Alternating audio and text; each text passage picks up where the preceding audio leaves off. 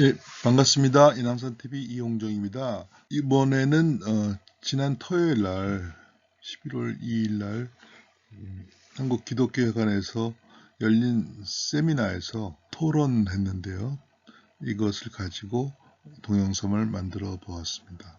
좀 토론 시간도 모자라 그래갖고 좀 자세히 만들어서 설명을 드리겠습니다. 오이 박사라는 자유우파 단체인데요. 이게 무슨 뜻인가는 곧 다음 화면을 보면서 말씀드리겠습니다. 오이 박사는 8년 됐다 그러는데요. 200회나 토요일마다 집회를 했어요.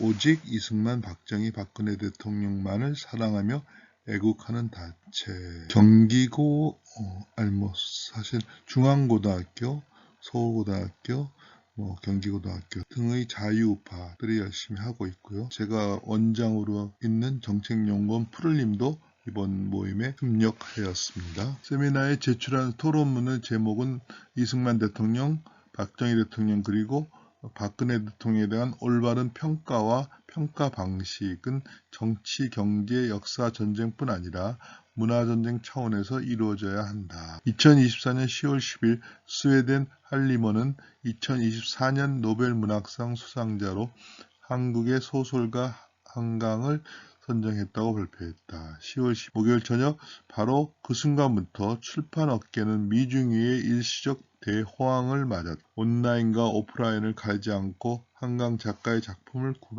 구매하겠다는 독자들이 몰려들었다. 한강 작가가 인간 본질에 대한 질문을 서정적 문체로서 잘 작품을 썼다라는 것이 이제 수상 이유에 나오는 것 같아요. 5.18에 대해서 또 4.3 사태에 대해서 쓴 책들이 있죠. 그것에 대해서 사실을 왜곡했다라고 저를 포함해서 많은 사람들이 얘기하고 있는데 그것이 소설이다 그러면 할 말이 없습니다. 만약에 소설이지만 거기 사실 왜곡하고 했을 때 어떤 특정 인물이나 특정 단체를 명예훼손했다 그러면 명예훼손을 걸 수가 있겠죠.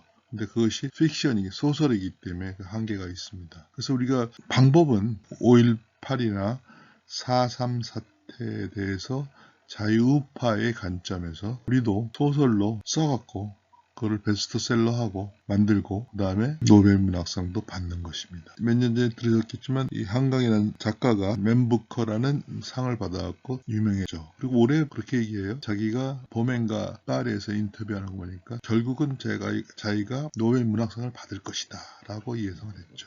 그래서 이 한강이 노벨문학상을 받은 것은 작품이 우수해서 그랬겠죠. 문학적으로 보기에. 그렇지만 또 로비랄까 번역을 잘하고 로비라든가 그런 거를 준비를 그룹에서 열심히 도와준 결과라고 볼 수가 있겠죠. 기존 물량이 순식간에 소진됐고 이후 출판사들은 주말과 밤낮을 가리지 않고 인쇄소를 가동했다. 경제협력개발기구 국가 중 독서량이 제일 적은 한국으로서는 참으로 오랜만에 100만 부라는 표현이 뉴스 헤드라인에 등장했다. 한국 사람들이 책을 왜 제일 안 읽을까요? 책은 읽어야 되지만 유튜브, SNS가 워낙 발달됐기 때문에 책을 책을 읽어야 된다 생각을 가지면서도 못 읽는 게 한국 사람들인 것 같아요. 프로야구 천만관중은 제가 올해 프로야구가 천만관중이었습니다. 그래서 대성공을 하고 대박을 터뜨렸는데 제가 야구를 좋아하는 사람으로서 기쁜 일인데 어떤 사람이 우리나라 사람들이 최근에 독서량이 적은 이유 중에 하나가 프로야구 천만관중이 있대. 야구 보느라고 책을 안 읽었다라고 하더라고요. 여담입니다. 교보문고 이게 아까 한강이 상을 받은 게 10월 10일인가 그랬죠.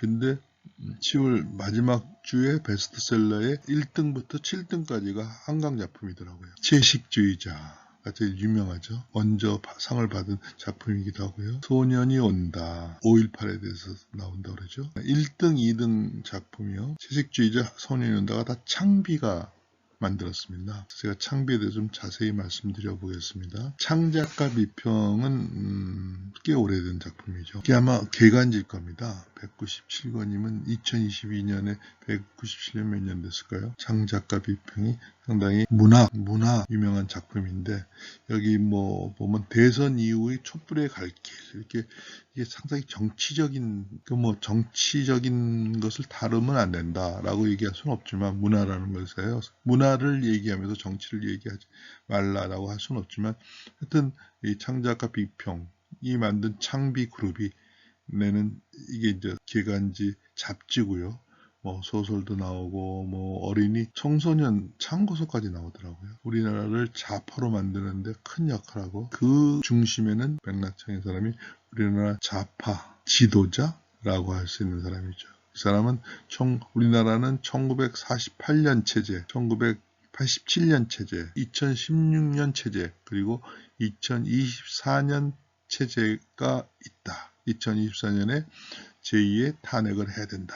이런 식으로 주장하고 있습니다. 창비가 이제 대그룹입니다, 지금은. 그러니까 아까 말씀을 못 드렸는데, 강강이 노벨상을 받아서, 노벨문학상을 받아서 돈을 많이 벌었겠지만, 또 창비도, 백낙청 씨도 엄청 돈을 벌었다고 그래요. 몇십억을, 50억을 벌었다나? 벌고 있겠죠, 계속. 정치활동을 하고 있습니다. 그리고 어린이, 청소년의 참고서도 나오고, 이런 또 나오고. 그러니까 정교조가 청소년들을 자경화시키는 행동대원이면 그 자료는 창비가 제공하고 있다고 볼 수도 있죠. 이거 완득이라는 거가 나와 있죠. 완득이는 저한테 완득이가 뭐 재밌게 만든 영화 아니냐? 저도 봤습니다. 재밌게 봤습니다. 그렇지만 완득이를 잘 보면, 문화전쟁의 관점에서 제가 잘 뜯어보면, 완득이가 이제 거기 이제 학교 선생님이 나오고 선생님이 수업하는 장면이 나옵니다. 그 내용이 여러분들은 유심히 안 보겠지만, 그게 좌파적 시각으로 수업을 하는 것이 나옵니다. 제가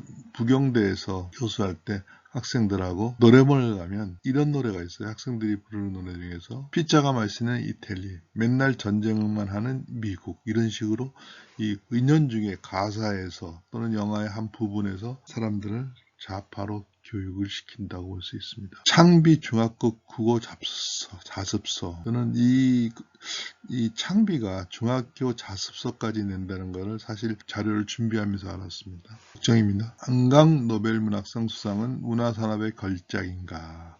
문화산업은 문화생산물이나 서비스가 상업적 경제적 고려에 의하여 하나의 상품으로 생산 판매되는 산업 형태를 말한다. 사실 제가 정치학 분야 중에서 여러 분야를 공부하고 논문을 쓰고 그랬지만, 박사학위 논문과 석사학위 논문이 정치 커뮤니케이션, 정치와 미디어입니다. 박사학위 논문 제목이 미국 외교정책과 언론, 코리아 게이트 사건을 경우의 케이스 스타디, 뭐 이렇게. 그래서 이 미국에서도 그렇고 한국에서도 그렇고 미디어와 정치 또는 문화 이런 쪽에 관심을 가지고 많이 공부했습니다. 프랑크푸르트 학파 오르크하이머는 독일 사람이고 아도르는 프랑스 사람일 겁니다. 이태리 사람일 겁니다. 그러니까 자본주의 사회에서 대중문화의 발달 성향을 비판하면서 사용했던 용어가 문화산업이다, 이런 것이죠. 문화예술 작품을 원래 우파는 순수한 창작예술로 보고 좌파는 문화산업의 생산품으로 보았지만, 대중문화의 발달은 이러한 구분을 명확하지 않게 만들었다. 이러한 변화는 SM 엔터테인먼트, JYP 엔터테인먼트 등을 보면 잘 알 수 있다. 그러니까 원래 문화산업 그러면 좌파적인 시각으로 볼 수밖에 없는데, 뭐 SM 엔터테인먼트, JYP 엔터테인먼트, 박진영 같은 사람의 문화활동이 좌파적인 활동이라고 볼 수는 없죠. 이수만이 나오고 진영이 나오고 YG의 양현석이 나오고 드디어 방시혁도 나오고요. 방탄소년단 만든 거 보면 그 작곡이라든가 가사라든가 하는 건 방시혁 같은 사람은 천재적인 것 같아요. 물론 박진영이나 이수만도 천재적인 면이 있지만요. 원래 방시혁이가 박진영하고 처음 같이 활동하는데, 지금 여기 하이브 네이버 진영과 카카오 진영에는 나눠져 있는 다른 진영에 있네요. 자유파 작가의 작품은 노벨문학상을 받을 수 없나? 우선 영화를 보겠다. 국제시장의 관객수가 1426만 명이지만 좌파 성향 천만 돌파 극령은 훨씬 많. 실미도 태극기 휘날리며 괴물, 기생충, 서울의 봄, 부산행. 제가 부산행 대부분 봤지만 괴물하고 부산행은 안 봤습니다. 이승만 대통령을 그린 다큐멘터리 영화 건국전쟁은 117만 명의 관객수를 가지고 있다. 노무현 대통령의 노무현입니다가 170만인지 줄 알았더니 찾아보니까 186만 명이더라고요. 그렇게 이제 건국전쟁이 성공한 것이 대단한 것이지만 이것이 성공이 아직 하나뿐이 안 됐고 또 극영화가 아니기 때문에 그 영향력이라든가 그런 것이 적죠. 국제시장은 상당히 영향이 컸었죠. 근데 그러니까 다큐멘터리도 만들어야지만 다큐멘터리 아닌 극영화 그리고 아까 말씀드린 소설 이런 것이 베스트 영화, 베스트셀러가 되어야 됩니다. 이 다이빙 벨은 왜 제가 써놨냐면 5만 명밖에 안 하는데 제가 부산에서 부경대 교수를 할 때 부산국제영화제에 이 다이빙 벨을 영화를 상영하느냐 안 상영하느냐에 대해서 논란이 많고 다이빙 벨이 상영되는 걸 막았습니다. 이게 이제 가짜 뉴스라고 할까요? 팩트를 왜곡한 세월호 사건에 대한 영화인데 다큐멘터리입니다. 이 다큐멘터리이기 때문에 이것을 막을 수 있었습니다. 이게 만약에 다이빙벨이 극영화로 나왔으면 부산국제영화제 상영을 막을 수 없었을 것입니다. 국제시장의 사진에서 어머니 아버지 감사합니다. 이 사진을 이제 뽑아내온 이유는 국제시장 왜 그 민주화 운동하고 그런 걸 뺐냐라고 비판하는 사람도 있지만 뭐 민주화 운동을 그린 5.18을 그린 영화도 많고 그렇기 때문에 이거 나름대로 뭐 많은 사람이 감동을 주었죠. 어머니 아버니 감사합니다라고 이 사진을 따온 이유는 이 영화를 보신 분은 아시겠지만 마지막에 이 노 부부가 된 두 사람이 얘기하기를 여보 우리가 이렇게 고생을 했는데 다행입니다. 우리 자식 손자들이 이러한 고생을 하지 않고 우리가 고생을 한 것이 다행이다. 이렇게 우리가 고생을 해갖고 이러한 우리나라가 잘 살게 된 거 다행이다. 그런 대사가 상당히 감동적입니다. 이 영화는 저는 조금 늦게 봤어요. 근데 이 영화를 보면 이 영화가 2014년 겨울엔가 나왔는데 2014년 봄에 돌아가신 4월에 돌아가신 저희 어머니가 봐셨으면 좋았을 걸 하면서 눈물이 나더라고요. 우리 어머니가 6.25 전쟁 때 부산으로 피난 가서 영도에 사시면서 먹을 게 없으니까 돈이 부족하니까 아버님은 뭐 피난학교 선생님 하셔서 했지만 먹을 게 부족하니까 뭐 강냉이도 옥수수도 삶아서 국제시장에 팔고 그러셨다는 얘기를 합니다. 그래서 맨날 이제 돌아가시 전에 치매가 기운이 있어서 맨날 6.25 동란이라고 그러죠. 6.25 동란 때 얘기를 많이 했었습니다. 그래서 어머니가 이 영화를 보셨으면 좋았을 것 같다는 생각에 눈물이 나더라고요. 그리고 많은 사람들이 이 영화의 마지막 장면, 이상가족 찾는 장면을 울게 된다고 그러는데 저는 아까 말씀드린 이유 때문에 거의 처음부터 울면서 봤습니다.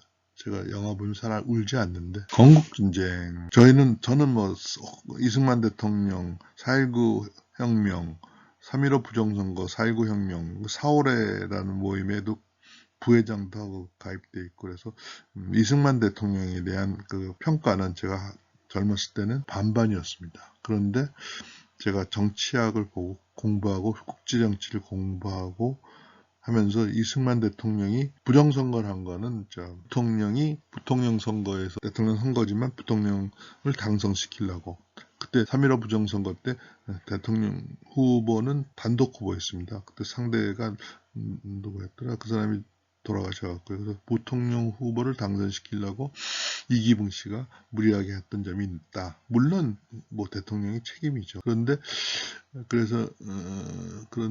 이승만 대통령이 1948년에 단독 정부를 설립하지 않았으면 남한만의 단독 정부를 설립하지 않았으면 6.25 우리가 적화될 수 있었을 겁니다. 그리고 1948년에 그랬고요. 1950년에 한국전쟁이 났을 때 미군 등 유엔군이 한국에 올 수 있는 중요한 역할을 했고 1953년에 휴전협정을 맺을 때 강하게 나가고 미국 사람들이 아주 이승만 대통령 미워할 정도로 그래서 대한민국이 탄생했다고 볼 수도 있습니다. 다시 말씀드리면 여러분이 또 뭐 아시는 분은 다 아시는 얘기겠지만 이승만 대통령이 없었으면 대한민국이 건국되지 않았죠. 박정희 대통령이 없었으면 박정희 대통령의 단점은 많지만 박정희 대통령의 장점이 훨씬 더 많은 거 중요한 장점들이 박정희 대통령이 없으면 우리가 배고파서 못 사는 나라, 풍부한 나라로 바뀌지 않았겠죠. 1960년대는 60년대 초, 내가 54년생이니까 1960년에는 제가 중학교를 다녔나요? 그때는 진짜 가난했죠. 가난했는데 그것이 지금은 제가 생각하고 많은 사람이 생각하는 사람처럼 이렇게 잘 살 줄 몰랐죠. 박정희 대통령이 없었으면 우리나라가 이렇게 잘 살 수 없었을 것이고 이승만 대통령이 없으면 대한민국이 건국되지 못했을 것이다. 건국전쟁에 대한 포스터 중에서 이 포스터를 갖고 왔습니다. 건국전쟁에는 이승만 대통령에 대한 다큐멘터리 영화가 많지만 이 영화가 잘 만들어졌고 특히 여기 나오는 이승만 대통령이 뉴욕인가요? 뉴욕에서 거리 퍼레이드라는 사진이 넣은 것이 히트한 이유 중에 하나죠. 이문열은 노벨문학상을 받을 수 없나? 이문열 삼국지는 1988년 출간된 이래 누적 판매 2천만 부라는 대기록을 세웠다. 제가 세미나 때 이문열의 삼국지가 몇 부 팔렸냐 했더니 한 1,000만 부 팔리지 않냐. 근데 2천만 부 팔렸습니다. 또 제가 질문했습니다. 김진명의 무궁화 꽃이 피었습니다가 몇 부 팔렸을 것 같습니까? 이게 300만 부라는데 600만 부입니다. 이문열 같은 자유파 작가가 노벨 문학상을 받을 수 있게 우리는 철저히 준비하고 힘을 모아야 된다. 좋은 번역, 수상을 한 로비 등이 필요하다. CJ가 열심히 준비하고 로비하고 그래갖고 기생충이 아카데미 작품상을 받았다라고 얘기할 수 있습니다. 물론 기생충이 영화로서 잘 만들어진 것도 있고 근데 CJ는 왜 이렇게 좌파적인 성향을 갖느냐. 국민들이 좌파적인 영화를 좋아하기 때문입니다. 그러니까 우리나라가 다음에 얘기했지만 대한민국 국민이 좌파로 기울어져 있기 때문에 CJ는 뭐랄까 좀 뭐하지만 장사꾼들은 국민들이 원하는 걸 만듭니다. 시청률이 높아지는 거, 사람들이 많이 보는 수 있는 것을 만드는 겁니다. 한때는 우리가 못 살 때는 부잣집에서 나오는 얘기가 드라마로 많이 나오는 부잣집 얘기가 드라마로 많이 나오는데 지금은 이제 기생충 같은 영화, 자유주의, 자유민주주의, 시장경제라는 것이 경쟁을 함으로써 그것이 발전할 수 있고 그리고 올바른 자유민주주의 체제라는 것은 경쟁에서 처진 사람은 또 뭐랄까 구제해야 한다 그럴까요? 그 사람들을 보호하고 도와주고 이런 것이라는 거.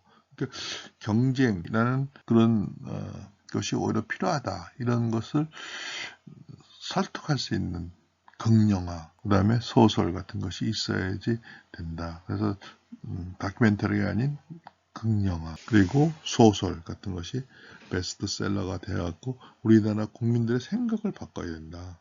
그것이 프레임 전쟁이고 체제 전쟁입니다. 역사 전쟁이고요. 이문열의 상무 48년생이라는 거랑 사진을 여러분들에게 뭐 모르는 사람 없겠죠. 보여드리려고 했는데 여기 내셔널리티가 대한제국으로 나옵니다. 잘못된 것이죠. 이 사진 밑에 어떤 사람이 댓글 달았고 이 대한제국 무슨 소리냐라고 달았더라고요.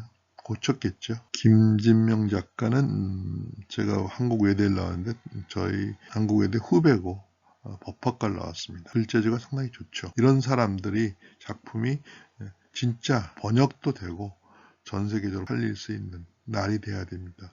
K-팝처럼 K-소설이 전 세계적으로 펼칠 수 있는 나라. 그래갖고 자유파의 글도 노벨 문학상을 받을 날을 고대합니다. 대한민국은 기울어진 운동장, 자로 기울어진 대한민국, 특히 예술문화 분야가 특히 자로 기울어져 있는데 한강의 노벨 문학상 수상은 자경화를 더욱 가속시키고 있다. 제가 1994년부터 96년까지 소위 꼬마 민주당의 국회의원의 보좌관을 했었습니다. 전향을 한 것이죠.